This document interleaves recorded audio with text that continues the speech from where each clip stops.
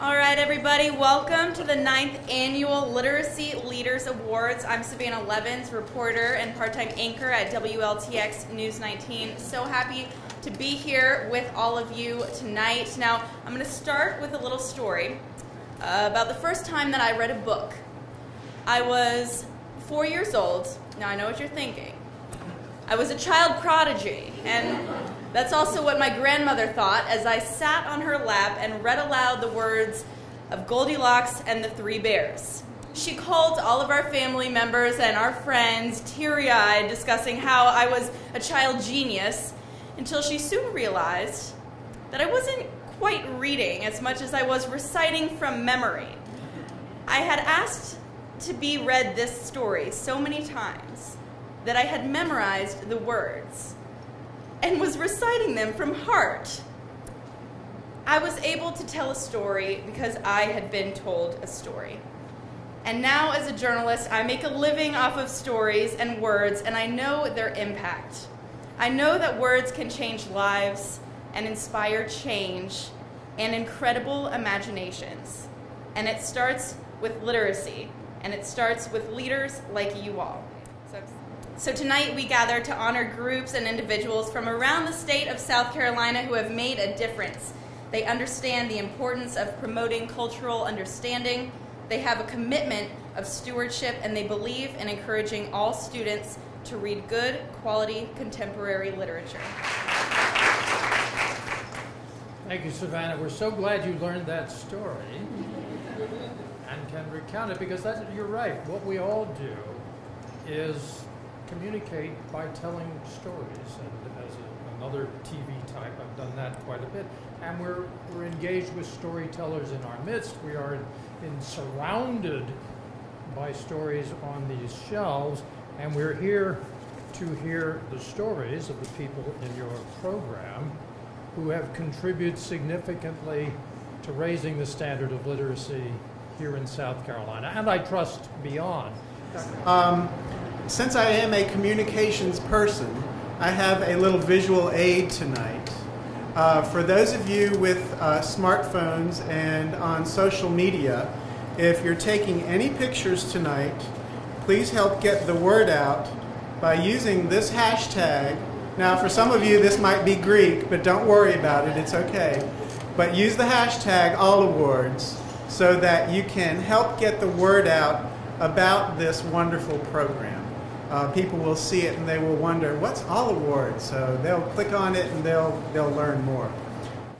I've been working for quite a while now, and for most of those years I've had the opportunity of working with Joe Keeton. Now, we all have had experiences with vendors and sales representatives, but those words don't begin to describe Mr. Keeton and his commitment to children. I've always found him to be a person who really cares and who understood at the very core of what he represented and what our needs were, how important it was to make sure that young people were engaged with quality reading materials, great literacy experiences. Over the years, Joe has continued to define himself and kind of outdo himself every time. His efforts have led to many thousands of dollars being available across our state for our school libraries to strengthen their collections. He continued to show his commitment to our professional needs as well by being a true champion for SCASL, for making sure that we had quality programs in place, that our book award programs that were well supported, and more importantly, that the Media Specialist of the Year was recognized. I think that's just awesome. And I think the pinnacle of my relationship with Joe was his commitment to ensuring that South Carolina had the opportunity to host Project Connect, a really awesome opportunity to put our state, our school libraries on the map in terms of our advocacy for children and for literature and for all that the future holds for our young people. He has been a champion, he's a friend, and someone I truly respect and had tremendous pleasure working with him throughout the years. And it gives me great pleasure to introduce and present to you Mr. Joe Keeton.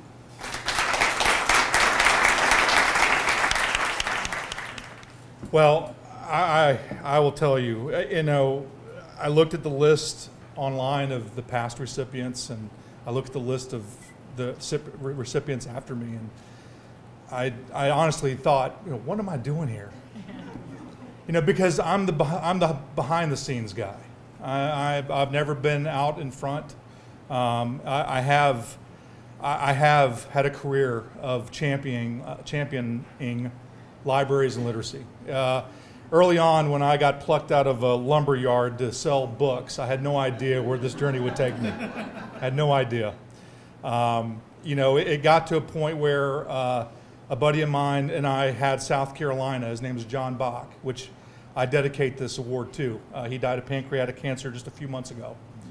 But it was a John and Joe show, really what it was. And the reason why I say that is it wasn't, and it was really apparent at booths at conferences when we had a crowd around us all the time, and the competitors were wondering why. And it was pretty easy. It was just listening, and it was trying to develop ways that we can make everybody's lives a lot better than just selling a book. It wasn't about selling anything. And so what John and I did, and a team of folks did, was create a service called a collection analysis service. Now, I won't bore you all with the details of this, because it's now widely used and many companies have it now, but John and I and a team put together a service to analyze collections of libraries. That was us. And here, truth be told, the lady who was just speaking was the one that ignited that service, because we were about to shut that service down. We didn't have any takers. We were presenting this nationwide. And Ida and one other lady that's no longer with us is Robbie Van Pelt out of Greenville. And many of you probably remember that name. She was a media coordinator out of Greenville. And Ida said, oh, no, we can do something with this service. And it was very archaic, but we got the job done, didn't we, Ida?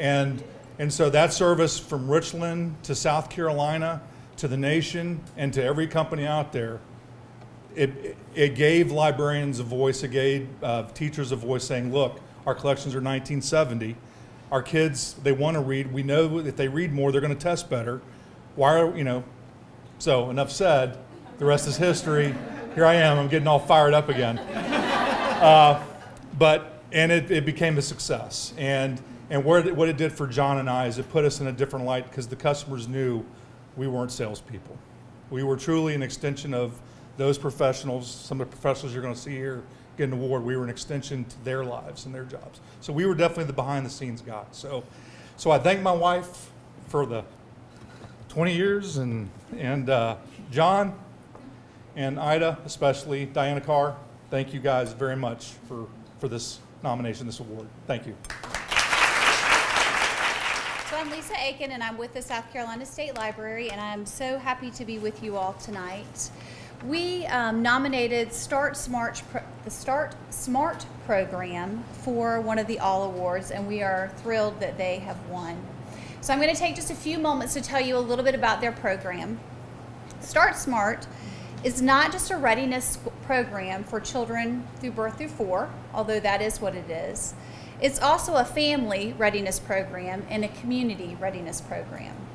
Some of the things that they do is they focus on the children who are birth to 4 years old in Florence County, helping them be prepared for school. Children receive free books through this program, but parents also receive one-on-one attention and guidance on how to teach their children how to read and interactive play with their children. Parents also receive home visits, and early child care providers receive monthly continuing education classes so that they are well educated and prepared to teach the children in their community. In 2015, 500 children in Florence County attended preschool. 250 families received home visits. 250 families received individual home visits in Florence County. 400 children received free books, and 100 caregivers received monthly training. That's pretty significant. So you can clearly see why I've nominated the StartSMART program for the special award, and I ask you to please join me in congratulating Debbie Heiler and Floyd Creech. my role in this whole initiative has been sort of a cheerleader for the school district. This is one initiative I think that is truly a collaboration between a nonprofit, the School Foundation.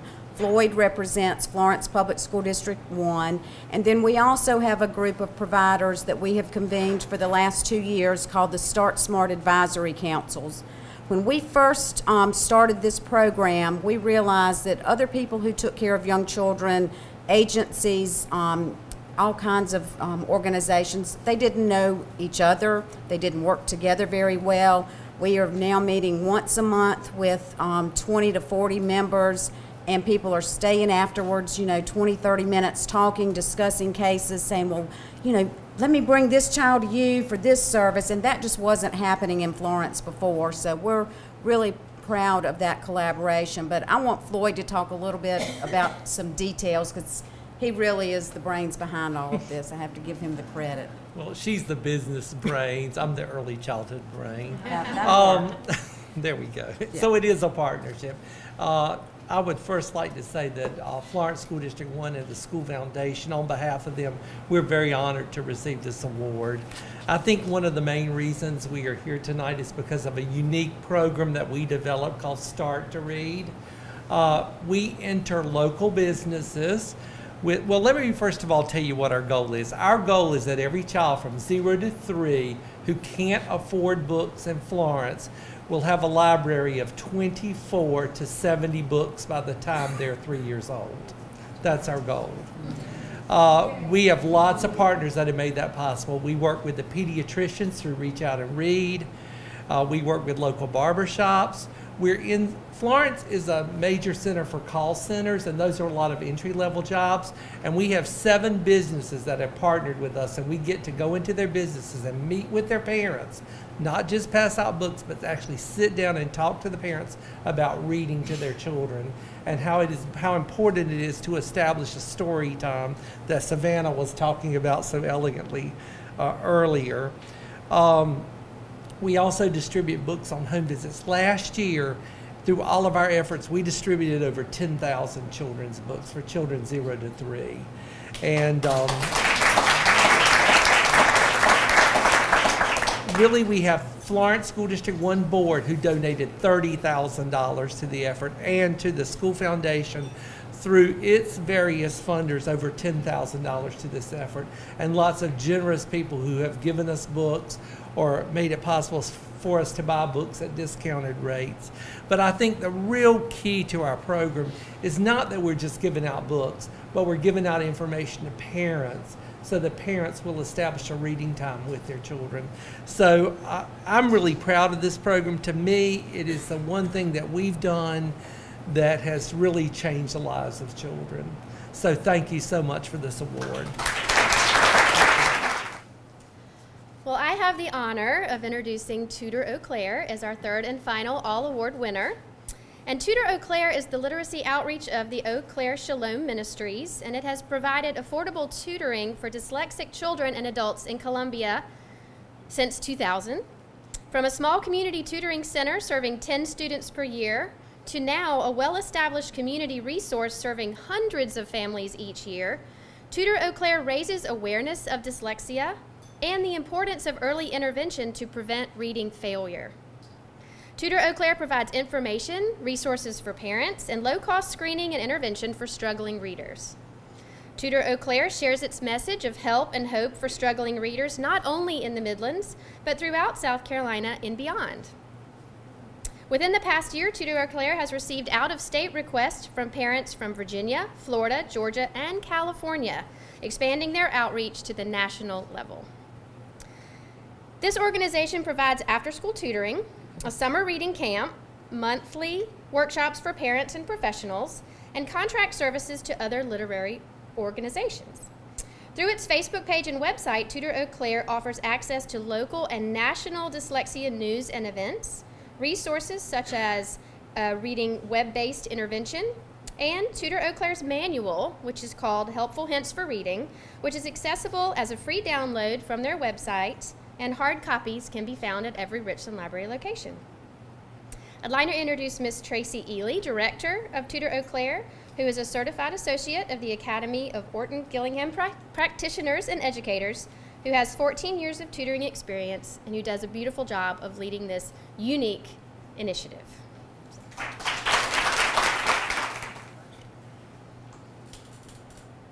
I am truly humbled and tremendously thankful to be here. And I just am so indebted to so many people who are the wind beneath my wings that I hardly know where to begin. But just like all of you, I'm here because I know that children who read succeed, and yet 1 in 5 of those children will struggle with dyslexia. Just means difficulty with words. And it's the most common learning disability. Most of those children who are affected by it don't receive the help they need. They're often called lazy. They feel stupid. They wonder why they can't do what their friends do in the classroom. And without the right kind of instruction, most of them will struggle for the rest of their lives. Whether it's with reading or writing or self-expression in other ways. And most parents cannot afford private tutors for them, much less private school. And they ache with frustration as they watch their children struggle. Tutor Eau Claire exists to give help and hope to those children and families. Let me tell you a story. One of the many stories that keeps us going. This spring, a local family learned that their first grader would be retained because he had not learned to read, not in kindergarten and not in first grade. His grandmother heard about us and registered her grandson for our summer surge program. In 20 sessions, he made substantial progress. And thanks to his dedicated volunteer tutor, and our Lexia online reading tutorial, he was able to start school as a second grader this fall, because when he was retested in August, they said, this child has made progress. And they expected that he would do all right in second grade. Because of stories like this one, Tutor Eau Claire is growing. Parents call us daily seeking help for their struggling readers, and we have an ever-increasing need for tutors. Last month, 28 parents and educators attended one of our introductory reading program, tutor workshops, and the response was overwhelmingly positive, and we gained 3 potential volunteers who said, I think I'd like to try and learn more. We are really excited because we have a waiting list of students wanting our services. And I hold this award tonight so humbly, and I don't really receive it for myself, but for the many unsung heroes who advocate for dyslexic children, the families that never give up, the students who never give up on themselves, and the tutors and volunteers who unstintingly give their time and talent to help students overcome reading failure. And last, of course, but very most important, the many partners who support our mission. I especially want to recognize one individual and a family that have made Tutor Eau Claire's growth possible. First, I thank my husband. Stand up.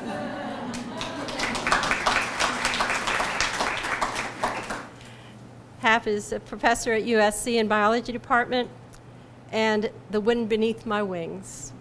He supports my passion for struggling readers with his patient, practical, can-do attitude, pitching in to help with whatever I need, from fixing computers to fixing dinner. Appreciate you. And then I want to recognize some precious dear friends from the Academy of Columbia, Dr. Edmund and Mary Taylor, and their daughter Georgia. Please stand up. All right, come on. Oh, that's true. Okay, Georgia stood up, and Cravens Ravenel, who's also a board member with the Academy.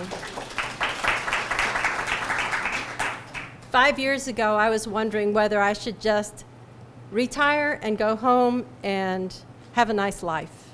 And Georgia Brennicky said, Tracey, what do you need? Hang in there. We'll make it happen. And since then, they have been a tremendous support to our mission.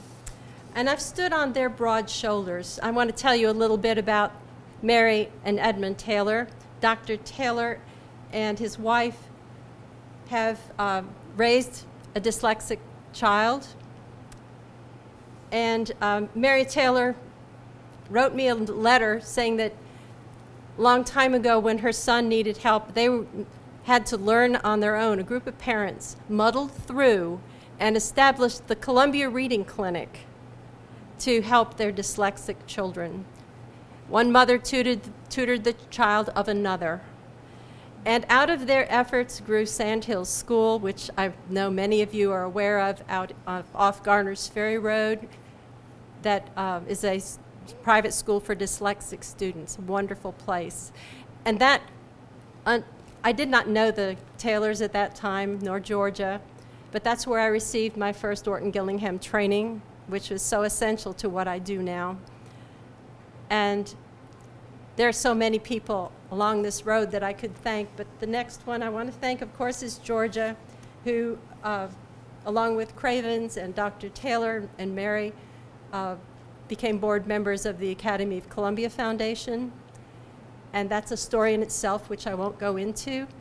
But they had such a passion for dyslexic students that they have supported Tutor Eau Claire's efforts to train tutors as well, and they also train teachers and other educators who want to learn about how to teach children with dyslexia. I applaud them and thank them for their dedication and help for every struggling reader in this community. So I've asked Miss Edna Rowe, who is a representative from the Peggy Parish family, to join me because she's here to help us to give out the second annual Peggy Parish prizes, which are given in honor of South Carolina children's author Peggy Parish. You will probably remember her as the author of our beloved Amelia Bedelia series. And these prizes, in addition to coming with a $500 prize, recognize librarians who go above and beyond to reach that special window when kids are learning to read and learning to love to read. So successful recipients will demonstrate that impact through implementing and expanding innovative programs, encouraging a child's love of reading through involvement of their parent or their caregiver, establishing or expanding programs for underserved community groups, and for creating programs that successfully use Peggy Parish's notion of the open window. So I'm going to introduce Mrs. Rowe.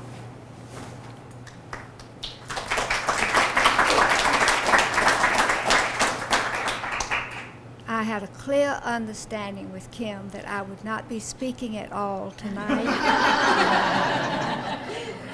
But I certainly am privileged to be here and delighted to be here and to be a part of this wonderful group that's doing so many wonderful things in the world of reading. And I believe we have some prizes. We do have some prizes to award. All of us here today, librarians, educators, readers, are intimately familiar with some special person along the way who made a difference in our lives by handing us a certain book or listening to our plea for how to solve a problem, or perhaps to simply read us a poem or tell us a story that awoke a certain spark in us. I was one of those. I grew up in rural South Carolina, 10 miles out of town, where my graduating class had 42 members, 39 of whom actually graduated. For my 4 siblings and me, and certainly for our long-suffering parents, our world expanded spectacularly with each bi-weekly visit from the bookmobile ladies. Our lives were never confined to the cotton fields and watermelon patches that surrounded us. Instead, we read science and astronomy learned history from all kinds of perspectives, found elegant stories and imaginative tales from the world over. Those bookmobile ladies never enforced the absolute 3-book limit per reader. And as a consequence, we all would read 6 or 7 books between visits. If I could grant a Nobel Prize, one would surely go to the bookmobile ladies. But we're not here to hand out Nobels. Instead, this wonderful award honoring Peggy Parrish celebrates the exceptional contributions of 2 of our colleagues in expanding the reach and effectiveness of libraries and literacy in South Carolina. And Julie Bascom has certainly done that. Julie is the Youth Services Manager for the Hilton Head branch of the Beaufort County Library, has been for several years now. Obviously an important post, but perhaps a little inconsequential in any ultimate sense. Well, don't let mild-mannered Julie fool you. This woman has seen opportunity where others only saw limitations. She has created new programs where only failure and hopelessness had preceded her. Rather than seeing her portfolio as Youth Services Manager as limiting and confined, Julie Bascom interpreted her role broadly and defined her mission as one of outreach to communities long underserved by the library system. In this, Julie reminds me of Dennis Adams, whose many years as reference librarian in the Beaufort Library cut a broad swath of many different services in the community, and even now in his retirement spreads knowledge and excitement for learning all through our community. A surprisingly high proportion of the residents of Beaufort County, one of the wealthiest in the state, are low income or very low income. And a large number of these residents are not speakers or readers of English.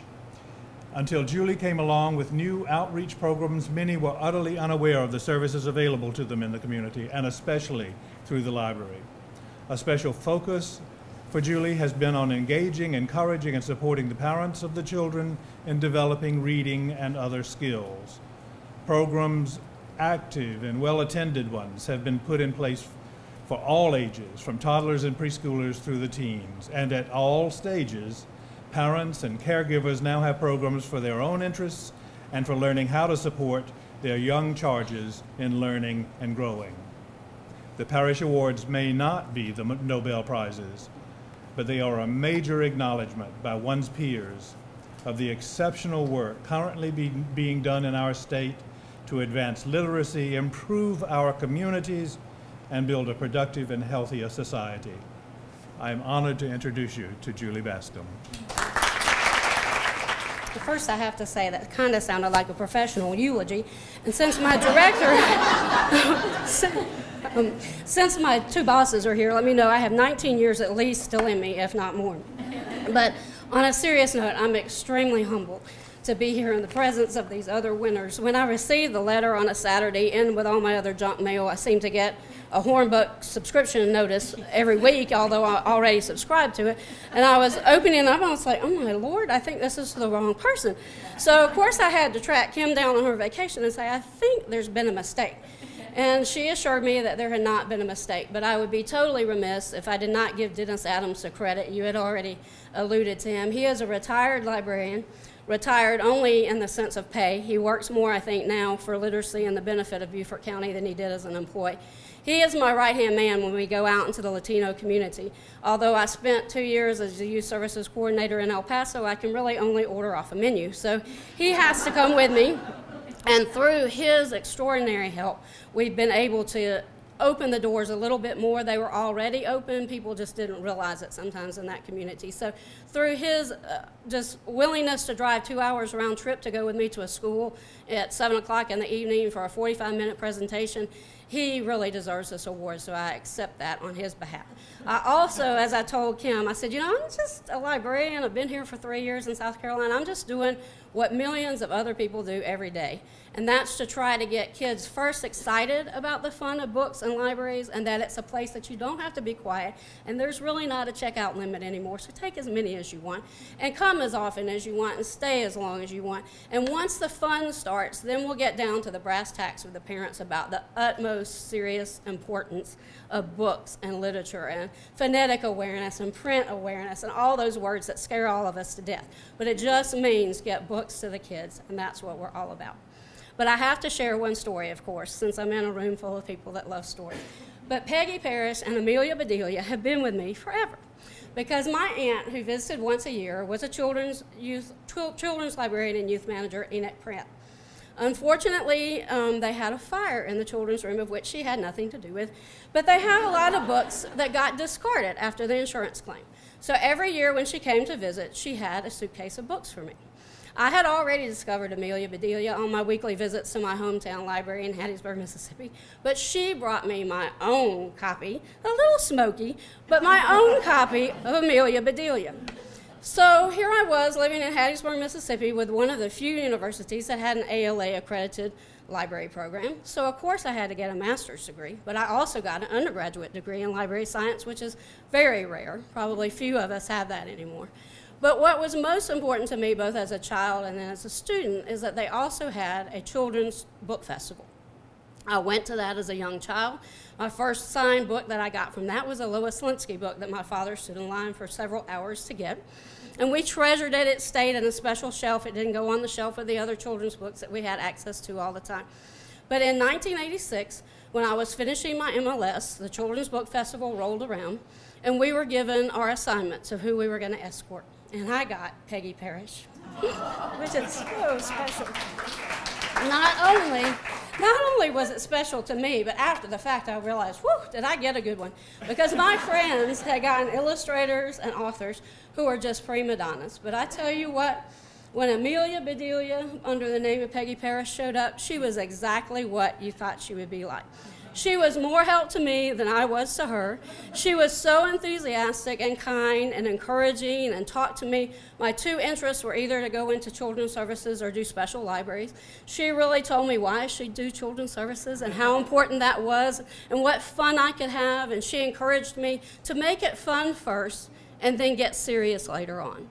And I felt like as we moved around, my husband was in the military and I worked in a lot of different systems. Some were great, some were okay, and some were not so great. But I realized everywhere I went, the Amelia Bedelia books were checked out like crazy. It didn't matter what year it was, it didn't matter how worn out they were, or that the illustrations weren't as vivid in the original books as what we get today. It still resonates with kids. And it still feels that need when the parent comes in who's glassy-eyed from reading the same book over and over again, says, I need some adult humor. Well, Amelia Bedelia fits that role as well. So, you know, and it's got its teachable moments. So I'm so grateful to her. And I really feel like she inspired me as a student. She inspired me, of course, first as a child, but then as a graduate student to meet her and spend 2 days with her and listen to her philosophy. And then to be the recipient of this award, you know, in the later years of my career where I might be thinking, oh, let's take the easy route this week and not do anything too hard. There's Amelia Bedelia and Peggy Parrish still poking me from behind saying, you know, keep on and make this fun and reach some more families, whether they're English speaking or Spanish speaking, it doesn't matter. Get them into the library and make sure that they understand how important books are. So to your family, thank you so much. I am so grateful.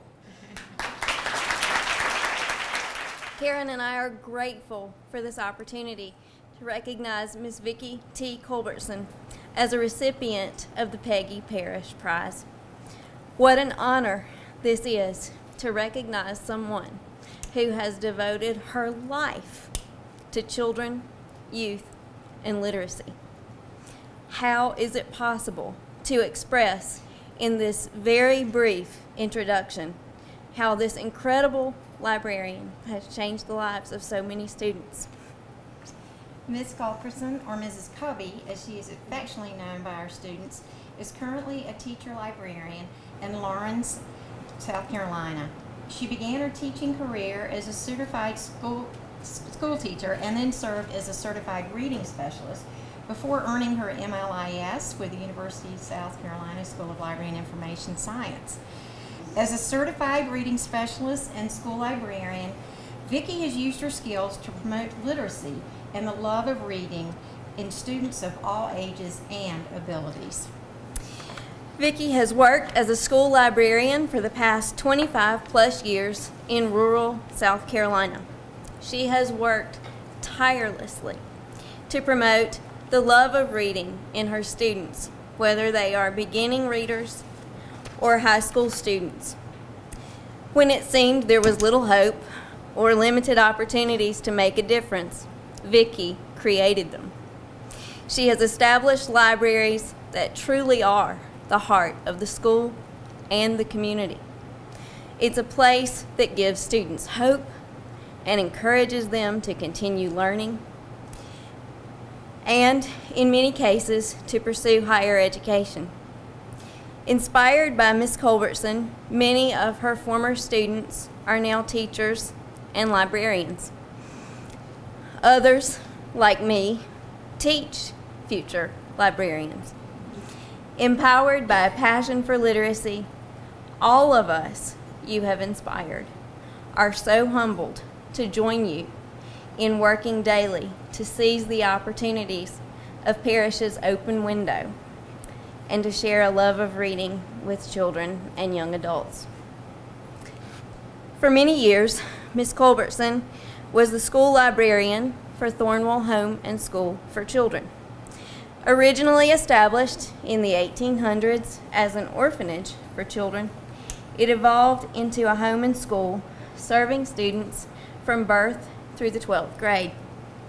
I'm a former student of Ms. Culbertson's, and I worked as a library assistant with her from the 5th grade until I graduated.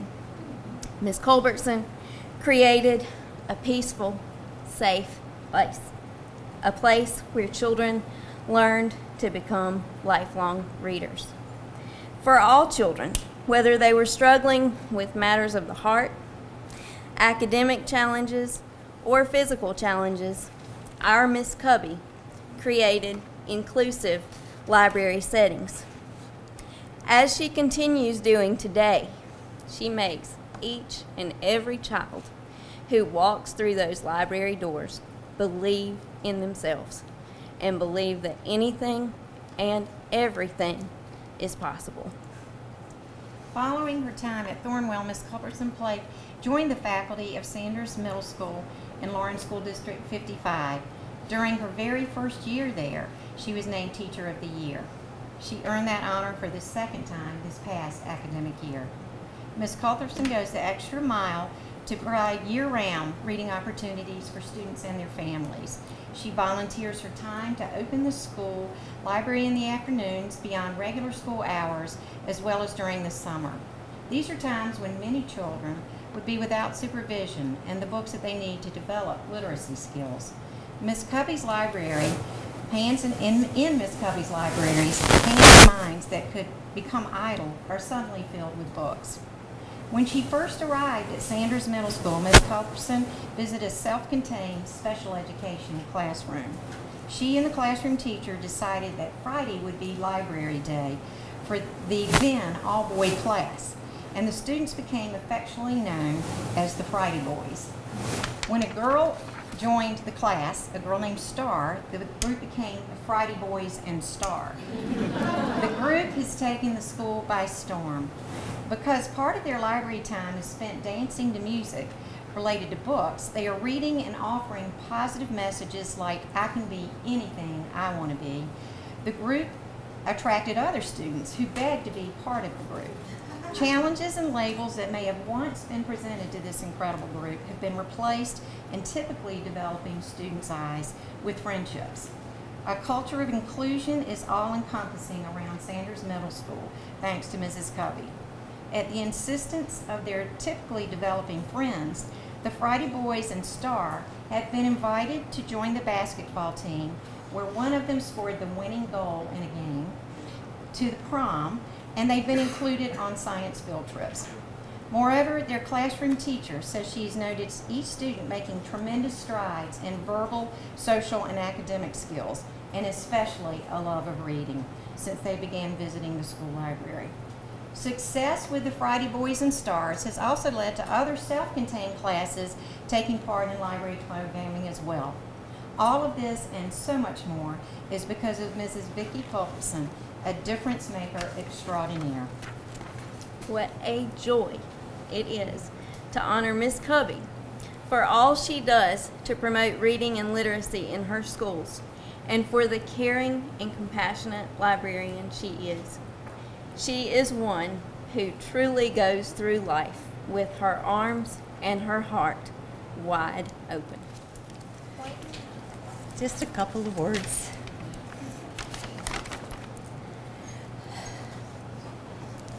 Tell the kids when they're nervous and they're upset. In through the nose, out through the mouth. I am humbled and honored to be a recipient of the 2015 Peggy Parrish Prize. I feel that I have a new kindred spirit as well. Thank you to the family of Peggy Parrish and to the UofSC School of Library and Information Science for recognizing literacy with this celebration. Thank you to Clayton and Karen for their confidence in my efforts as eligibility for this esteemed recognition. I'm especially grateful to my husband Calvin, to my dear family, my friends, my colleagues, the administration of Sanders Middle School and Lawrence School District 55, who tolerate and encourage my ideas and brainstorms.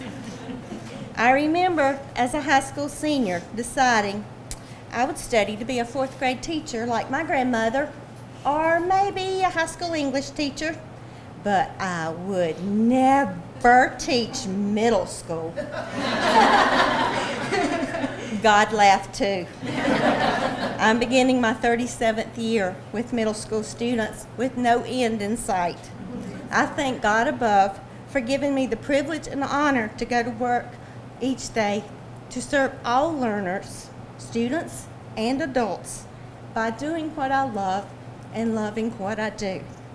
I face the challenges of the school library world each day with Frank Serafini's thought in mind. There's no such thing as a child who hates to read. There are only children who have not found the right book. Again, thank you for this esteemed honor and recognition. Wow, it's hard to keep a dry eye. You guys do a really good job. Hey, guess what? It's International Literacy Day today. Woohoo! Something else to celebrate. Thank you all for coming out to help us honor these literacy crusaders. It's a lovely evening. It's one of my favorite events. I always say orientation, graduation, and giving an award. Doesn't get any better than that, especially graduation. No, but, and awards. So let's congratulate everybody one more time.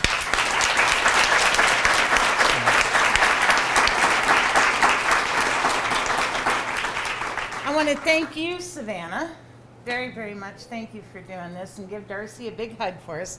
I'm going to share that the reason that Darcy Strickland isn't here with us tonight is she's covering the opening of the Stephen Colbert on the show. Yeah. I said, no, I don't even want to hear that. Thank you to the nominations committee chaired by Curtis Rogers, the best chair in the universe. We love you, Curtis. And the whole committee, they're fabulous. These awards are only part of our effort to eliminate illiteracy in South Carolina. It starts with the School of Library and Information Science, where we educate the people that go into the field and make the differences. We care that the people that we produce that go into the field make sure that every child has a chance to learn how to read. And it, putting a book in the hand doesn't help, but I'm hurt, or, it's like, anyway. Having the Peggy Parrish prizes presented as part of this All Award is lovely. Thank you, Herman Parrish and his family, for making it possible. I had the good fortune of being Herman Parrish's guide at the book festival. So I got a little flavor of what Peggy must have passed on, and it was lovely. It was a great event. And we really appreciate Edna Rogers-Rowe for joining us and helping us. We also have this beautiful center here, this thing we call SCIBL, which is the South Carolina Center for Children's Books and Literacy, the premier evaluation site for all current children's books. And basically, the state's kind of profile and cool jewel, right? I know that Curtis and Leesa were just up at the National Book Center, and we're part of that evaluation process. We've got Kim Jeffcoat as the coordinator of this, and she's managed to put together another piece of this effort in the Young Palmetto Reader imprint from the University of South Carolina Press. These books that are being published now are going to have lasting effect, and I trust that you'll find out all about them. This Skibble and Bits team is led by Kim with Helen Fellers and Christine Selleck. Christine is often called Cocky's mom, and she makes all of the Cocky's Reading Express initiative work. And that's another piece of what we do to try to eliminate illiteracy in this state. Every child gets a brand new book handed to them by Cocky, with a promise that they will read the book. There are approximately 95,000 children in the state of South Carolina since 2005 that had a brand new book put in their hand by Cocky and promised to read.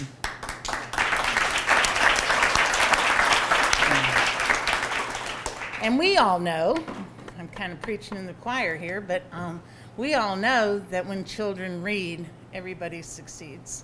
And it's the basic building block of what we need to do in this state. We need to be literate. Finally, we have a wonderful endowed chair named for Augusta Baker, the storyteller extraordinaire, and the first endowed chair at the University of South Carolina named for an African-American woman. Dr. Michelle Martin, if you don't mind, Dr. Martin.